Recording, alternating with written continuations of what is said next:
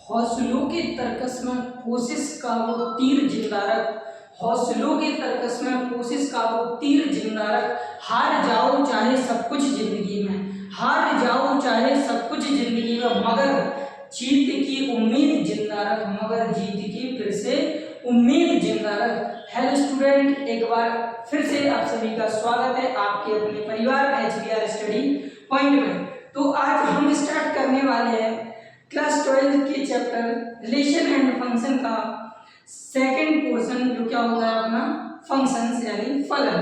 क्यों रिलेशन यानी संबंध को इसके पहले लेक्चर्स तक हम पूरा कंप्लीटली कवर कर चुके हैं। आज हम स्टार्ट करने वाले हैं फलन को। तो बिना टाइम वेस्ट किए हुए आज की क्लास को स्टार्ट करते हैं। Let's start the class. तो हमें सबसे पहले देखना है कि फलन क्या होता है। जिस भी स्टूडेंट्स ने अभी तक संबंध वाली क्लासें नहीं देखी हैं तो कृपया उसे जरूर देखिएगा, क्योंकि जब तक तुम्हें संबंध समझ में नहीं आएगा तो क्या फलन को पढ़ना बेकार रहेगा। क्योंकि संबंध को पढ़ने के बाद ही हमें फलन समझ में आ सकता है, क्योंकि संबंध का ही एक स्पेशल रूप क्या होता है, फलन होता है। तो संबंध क्या होता है, ए से बी में कोई भी संबंध हो सकता है। यानी कि अगर संबंध को देखें, रिलेशन क्या होता है, आर जो होता है क्या होता है, उपसमुच्चय होता है ए क्रॉस ए का। ये क्या होता है अपना द्विआधारी संबंध। ये हम पहले पढ़ चुके हैं, ठीक है। तो अगर संबंध नहीं आता है तो उस फलन वाली क्लास को कृपया करके मत देखना। पहले इसके पहले संबंध की जो प्रीवियस अपनी क्लास चली है उनको जरूर देखें। स्टार्ट करते हैं आज की क्लास को और देखते हैं फलन क्या होता है।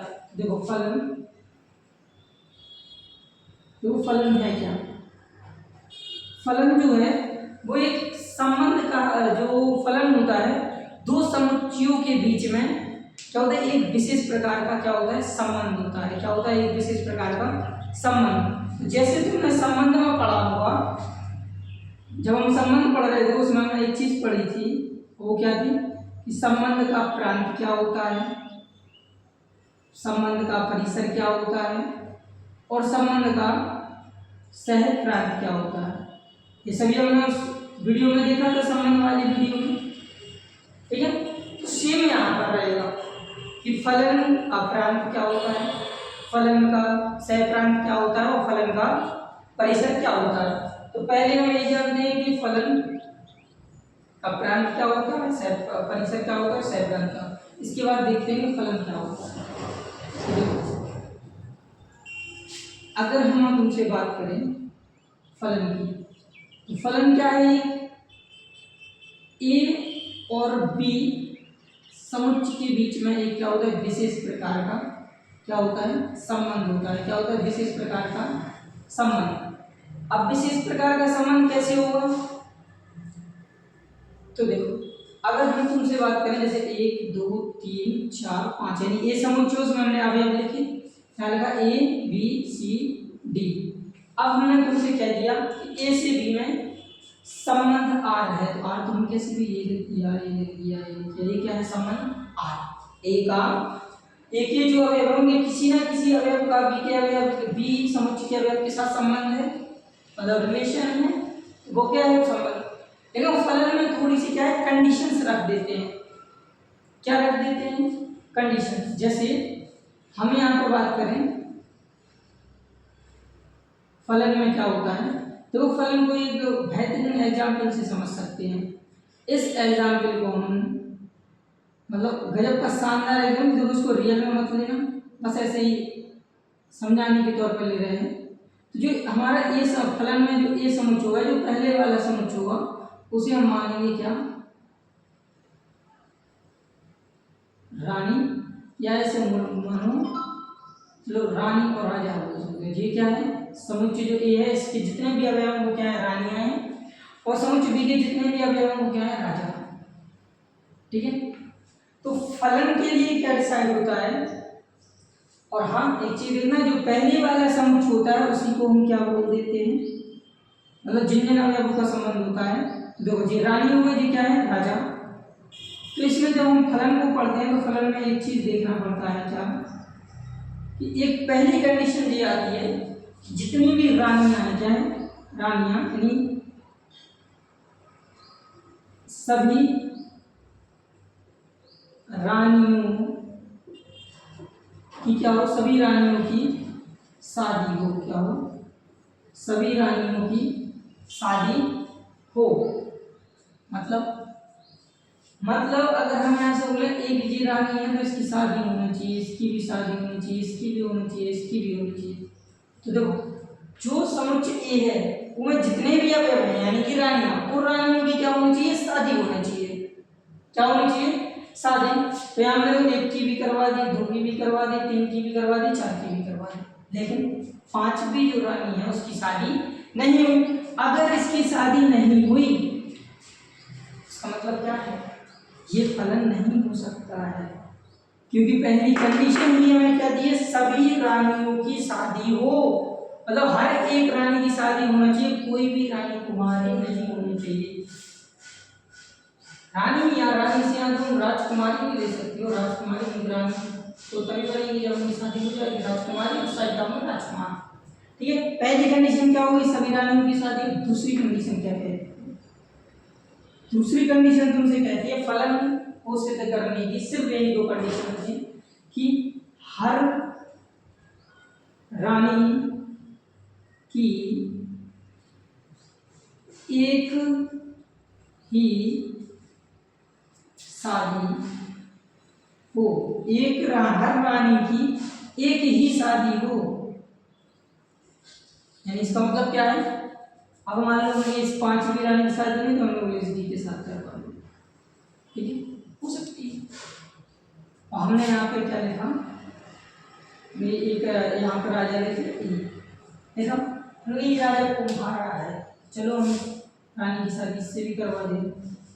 तो देखो अब फलन के लिए क्या जरूरी है, फलन के लिए जरूरी सिर्फ ये है कि सभी रानियों की शादी हो और हर रानी की एक ही शादी हो, एक से ज्यादा शादी नहीं होनी चाहिए। तो देखो सबसे पहली बात, पहली रानी है, पहली रानी की शादी हो चुकी और एक ही राजा से शादी है, अभी तक तो फलन है। जैसे ये फिर हमने अगला देखा तीसरा जो है, तीसरा अवयव जो है उसकी शादी हुई और एक से ही शादी हुई, अभी भी फलन है। चार है, चार चौथा अवयव, इसकी शादी हुई, इससे शादी हुई, अभी भी फलन है। पांच है, पांच की शादी हुई, डी से हुई, एक से ही शादी हुई, यानी कि ये भी हमारा फलन है। अब लेकिन जैसे हमने सेकंड वाले अवयव को देखा, यानी दो को देखा, उसकी शादी हुई, हाँ हुई है शादी, पहली कंडीशन सही है। अब लेकिन दूसरी कंडीशन क्या है कि हर रानी की एक ही शादी हो, लेकिन जो दो नंबर की रानी है उसने तो बी से भी शादी की और ई से भी शादी, यानी दो राजाओं से शादी की। अगर कोई रानी एक से अधिक राजाओं से शादी करती है तो वो फलन नहीं होता है। इतनी बात क्लियर। देखो यहाँ दो नंबर की जो रानी है इसने दो शादियां की, यानी कि ये जो फलन है अपना वो फलन नहीं है, संबंध है लेकिन फलन नहीं है। इतनी बात क्लियर, ठीक है। चलो उम्मीद करते हैं अभी इतनी बात क्लियर हो गई होगी। तो एक और एग्जाम्पल लेके देखते हैं। एग्जाम्पल में देखिए, जैसे हमने यहाँ पे कहा तुमसे A B C D E F G H, ठीक है। अब हम देख रहे क्या है, फलन का प्रांत परिसर सहप्रांत क्या है। देखो एक ए है, ये क्या है, बी समुच्चय, ए से बी में एक फलन है एफ, ठीक है। अब एक का एक से, एक का एक से, एक से एक इस तरीके से, ठीक है। फलन का प्रांत परिसर और सहप्रांत देखने से पहले तुम्हें चेक करना पड़ेगा क्या ये फलन है। अगर फलन ही नहीं होगा, अगर फलन ही नहीं होगा तो हम उसका प्रांत परिसर सहप्रांत कैसे देख सकते हैं, ठीक है। तो पहले चेक करना है क्या ये फलन है। तो कंडीशन सभी रानियों की शादी, ए की भी हो गई, बी की भी हो गई, सी की भी हो गई, डी की सबकी शादियां हो गई, यानी कि ये क्या है, अभी फलन है। दूसरी कंडीशन हर रानी की एक ही शादी हो, तो ए की भी एक शादी हुई, बी की भी एक शादी हुई, सी की भी एक शादी हुई और डी की भी एक शादी हुई। इतनी बात क्लियर। अब मैटर क्या करता है, अब हमें देखना है फलन का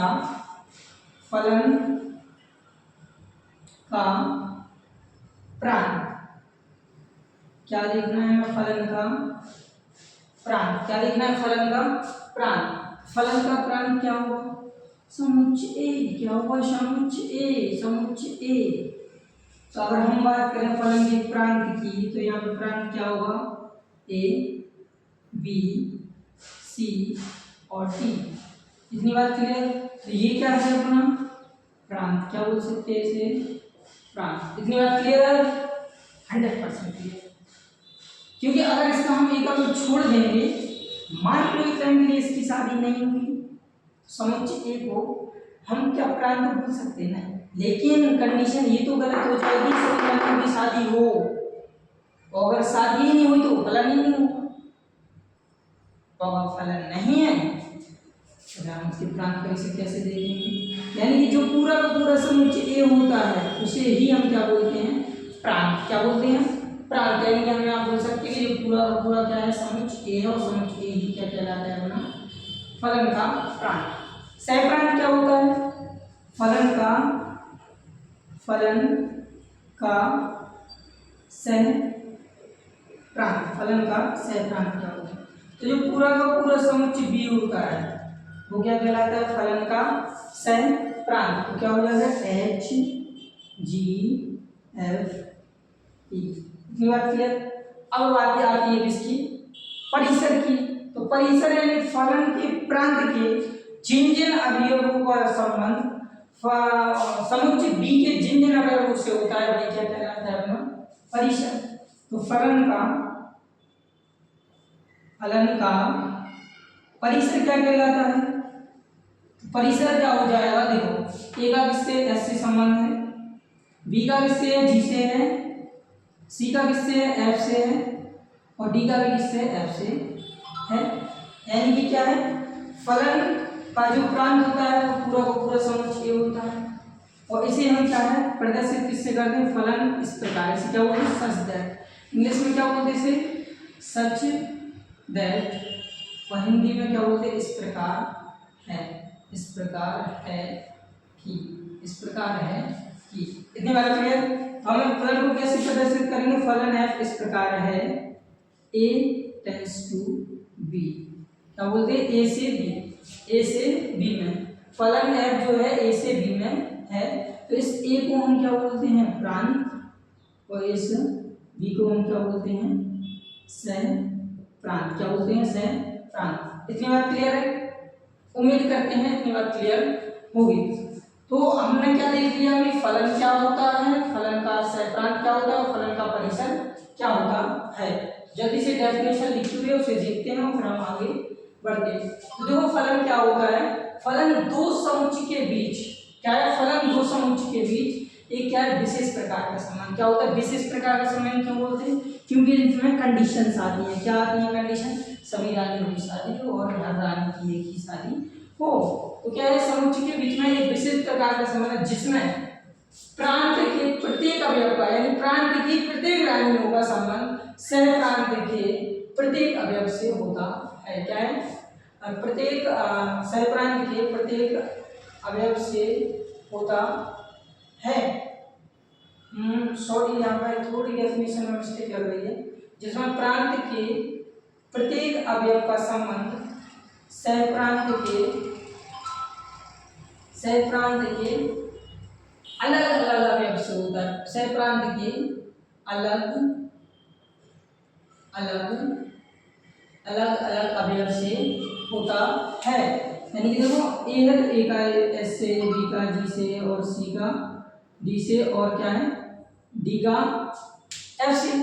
यानी कि देखो अलग अलग फलन के सह प्रांत अलग अलग से प्रत्येक अवयव से होता है। अलग अलग से जरूरी नहीं है कि अलग अलग से हो, एक से भी हो सकता है। सह प्रांत के अवयव से होता है। क्या होता है, प्रत्येक अवयव का संबंध क्या होता है, सह प्रांत के अवयव से होता है।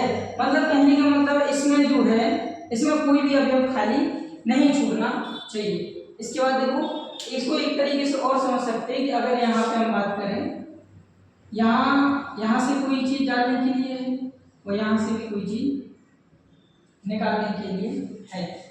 यानी यहाँ कहने का मतलब क्या है, यहाँ पे अगर हम एक चीज़ डालेंगे तो आंसर में भी हमें यहाँ से मिलेगी क्या, एक ही चीज़। यानी एक इनपुट डालोगे तो आउटपुट भी हमें क्या मिलेगा, एक ही मिलेगा। फलन की ये कंडीशन है कि अगर तुम गन्ना डालोगे तो गन्ना का रस ही मिलेगा, अगर तुम यहाँ से आम डालोगे तो तुम्हें बाहर निकल के आम का रस ही मिलेगा। ऐसा नहीं कि तुमने आम डाला और गन्ना और आम दो रस मिले, नहीं, एक का एक ही मिलेगा। अगर एक इनपुट डाला तो तुम्हें आउटपुट भी क्या मिलेगा, एक ही मिलेगा। ठीक है, तो क्या है, फलन दो समुच्चय के बीच एक विशेष प्रकार का संबंध है जिसमें प्रांत के प्रत्येक अवयव का संबंध सह प्रांत के अवयव से होता है। उसे क्या है, F such that A tends to B से क्या करते हैं, प्रदर्शित करते हैं। और ये क्या कहलाता है, यहाँ पे ये कहलाता है प्रांत और बी क्या कहलाता है, सह प्रांत। इतनी बात क्लियर है, उम्मीद करते हैं इतनी बात क्लियर होगी। अब इसके बाद हमें पढ़ना है क्या, इसके बाद हमें पढ़ना है फलन के प्रकार। क्या पढ़ना है, फलन के प्रकार। तो फलन देखो प्रकार तो बहुत सारे होते हैं लेकिन हमारे सिलेबस में अभी सिर्फ दो ही है, एक एकीकी फलन और एक और क्या है, आच्छादक फलन। क्या है, एक एकीकी फलन और एक आच्छादक फलन। तो देखते हैं सबसे पहले एक एकीकी फलन क्या होता है, पहले समझते हैं फिर देखते हैं डेफिनेशन को, एक एकीकी फलन क्या होता है। पहली बात तो दो अपने पास समुच्चय इस प्रकार हैं ए से बी में कि वो क्या है, विशेष प्रकार का संबंध बनाते हैं। जैसे हमने कहा 1 2 3 4 5 6 7 8, इतनी बात क्लियर। अब एक ही फलन क्या होगा, एक ही फलन क्या कहेगा तुमसे कि एक रानी, ये क्या है, रानी है, ये क्या है, एक ये राजा है, ठीक है, मतलब ये प्रांत है और ये सह प्रांत है। तो एक रानी की एक ही शादी होना चाहिए। क्या है, एक ही के लिए क्या है, एक ही के लिए, एक ही के लिए क्या होता है, देखो एग्जाम में डेफिनेशन लिखने नहीं आएगी तो तुम तो इन पॉइंट्स को याद रखना। ठीक है, फलन के लिए क्या है, सभी रानियों की शादी हो, कोई भी रानी एक से ज्यादा राजा से शादी ना करे, दैट्स इट फलन। ऐसे एक ही फलन में क्या है, एक रानी की एक ही राजा से शादी हो, मतलब क्या है, एक ही के लिए क्या होगा कि जितनी भी रानी हैं वो क्या करेंगी, एक ही राजा से शादी होगी। कहने का मतलब प्रांत के जितने भी अवयव हैं एक ही अवयव से साथ संबंध होना चाहिए। यानी प्रांत के प्रत्येक अवयव का सह प्रांत में उपस्थित एक ही अवयव से संबंध होना चाहिए। मतलब ऐसा नहीं हो सकता 1 का 5 से, 2 का 6 से, 3 का 7 से और 3 का क्या है यहाँ पे कि 7 का किससे 2 से हो जाए, इस तरीके से। मतलब समुच्चय ए में जितने भी अवयव हैं उन सबका सिर्फ क्या है, अद्वितीय प्रतिबिंब प्राप्त होना चाहिए। अद्वितीय मतलब एक का एक से संबंध होना चाहिए।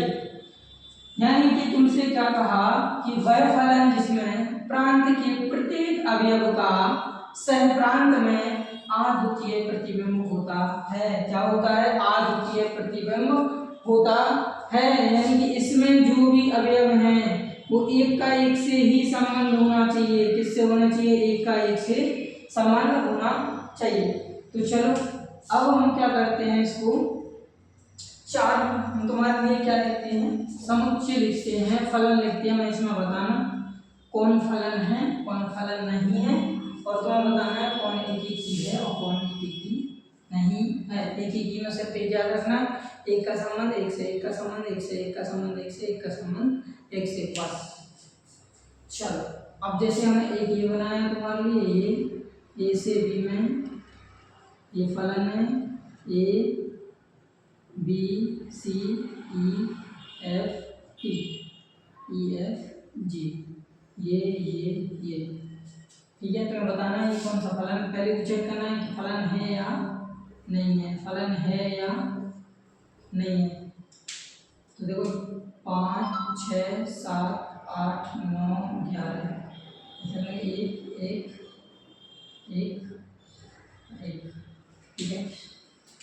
एक और तुम्हारे ये दिया यहाँ पर ए, ये क्या है बी, ये फलन है 3 1 3 -3 6 4 1, ये ठीक है।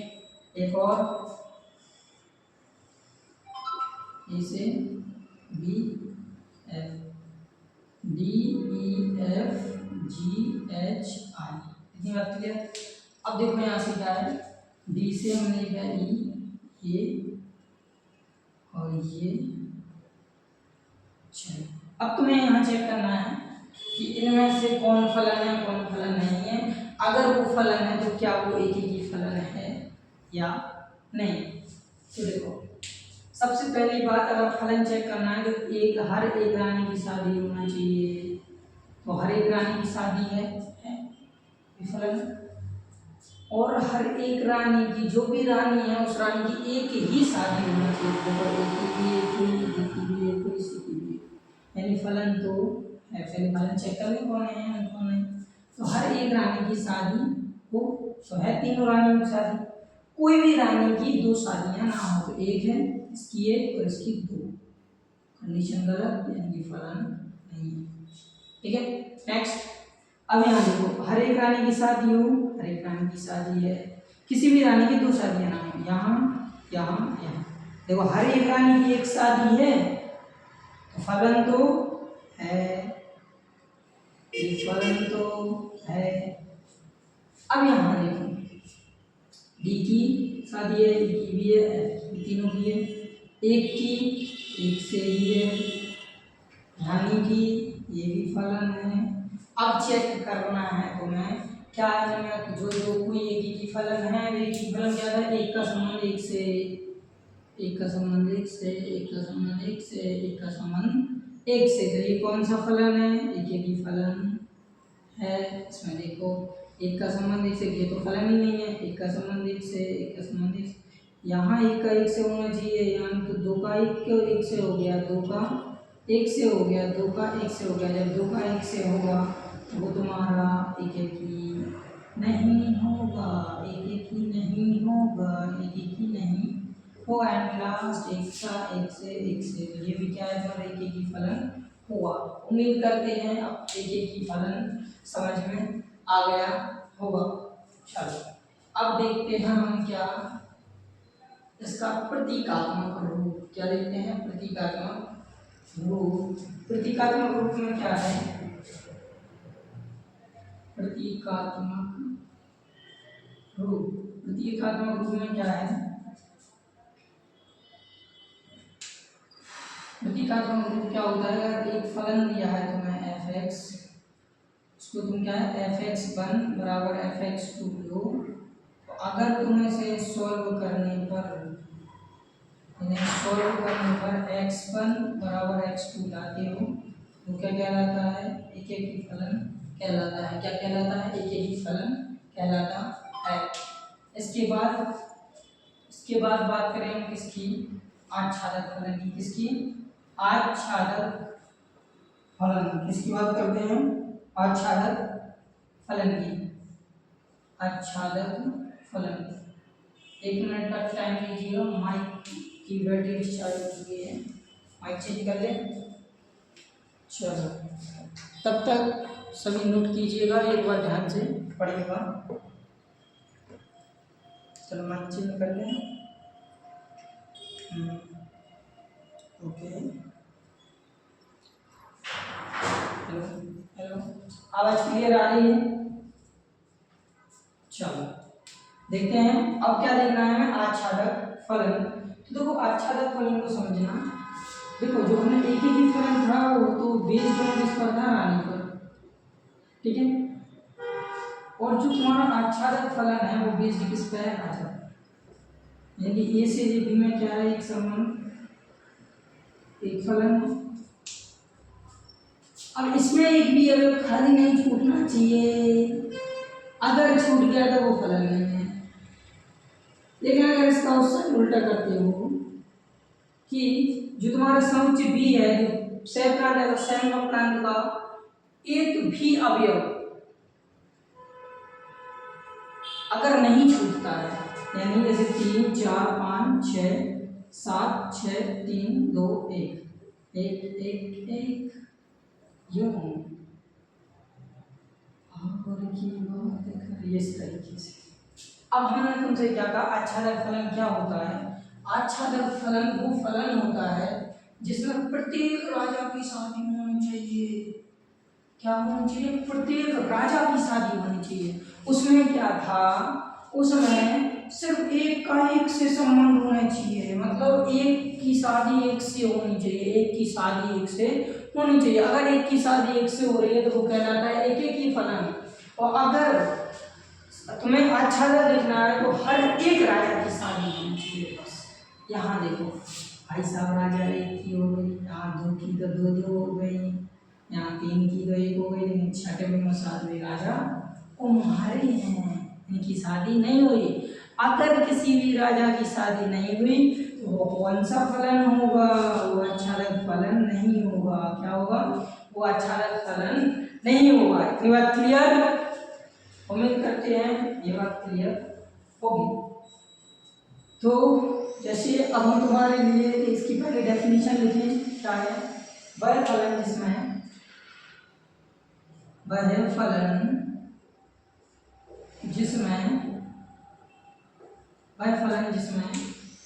सहप्रांत के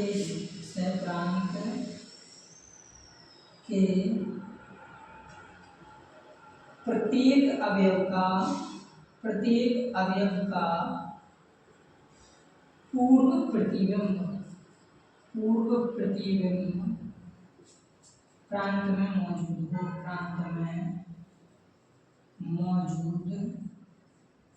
हो, प्रांत में क्या हो? मौजूद हो। और वही फलन हमारा क्या कहलाता? आच्छादक फलन कहलाता है। तो देखो यहाँ पे 1 का पूर्व प्रतिबिंब 3, 2 का पूर्व प्रतिबिंब 4, 2 का पूर्व प्रतिबिंब 5, 3 का पूर्व प्रतिबिंब 6, 6 का पूर्व प्रतिबिंब नहीं है, यानी कि आच्छादक फलन नहीं है। इतना क्लियर? जब हम बात करेंगे आच्छादक फलन के प्रतीकात्मक रूप की, इसकी बात करेंगे प्रतीकात्मक रूप। प्रतीकात्मक रूप में क्या होगा? मैं जो भी फलन दिया हो, क्या दिया हो? जो भी फलन दिया हो उसे fx बराबर y लेट करो, पहली स्टेप। फिर वहाँ से क्या करो? x का मान निकालो,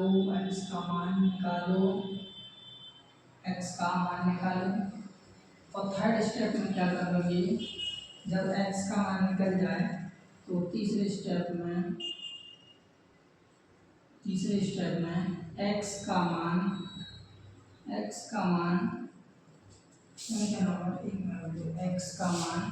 समीकरण 1 में रखने, और जैसे ही तुम मान रखोगे तो यहाँ से क्या आ जाएगा? y इक्वल्स टू, अगर y आता है अतः फलन क्या हो जाएगा? फलन क्या होगा?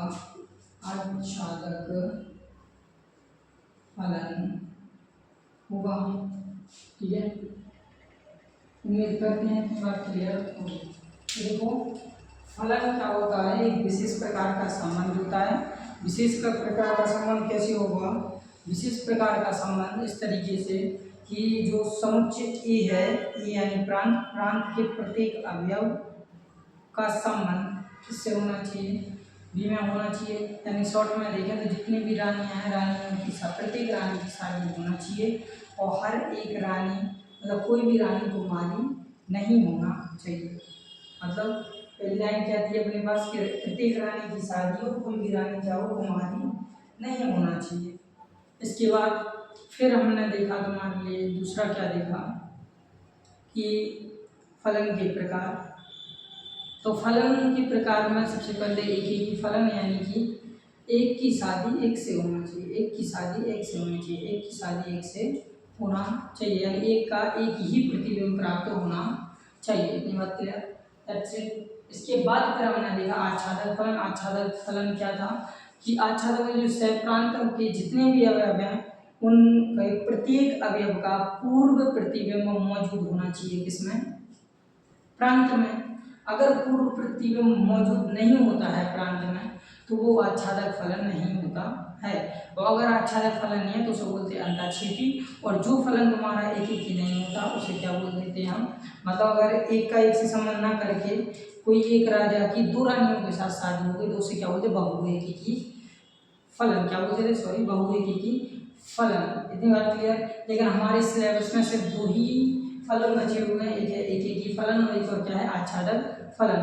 तो आज हमने क्या क्या सीखा? आज हमने सीखा फलन क्या होता है, फलन का प्रांत क्या होता है, फलन का सहप्रांत क्या होता है, फलन का परिसर क्या होता है, और हमने देखा फलन के प्रकार की एकेकी फलन क्या होता है, उसका प्रतीकात्मक रूप क्या होता है।